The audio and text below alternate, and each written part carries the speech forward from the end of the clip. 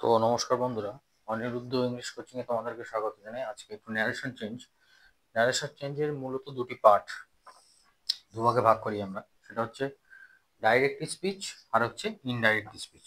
ওকে, তো direct speech হচ্ছে প্রত্যক্ষ উক্তি এবং ইনডাইরেক্ট স্পিচ হচ্ছে পরোক্ষ উক্তি।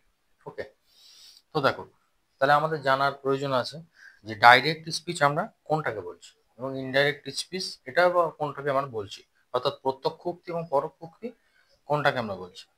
দেখো, কোনো একটা এক্সাম্পল যখন আমার থাকছে, ধরো একটা example, I say I am fine, ঠিক আছে?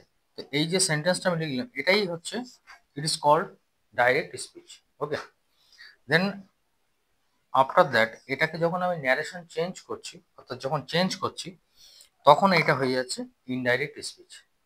ওকে, তাহলে দেখো, কোনো একটা এক্সাম্পল যখন আমি নিচ্ছি, সেন্টেন্স নিচ্ছি, এটা হচ্ছে ডাইরেক্ট স্পিচ, এবং যখন সেটাকে আমি ন্যারেশন চেঞ্জ করছি, অর্থাৎ উক্তি পরিবর্তন করছি, সেটা হয়ে যাচ্ছে ইনডাইরেক্ট স্পিচ।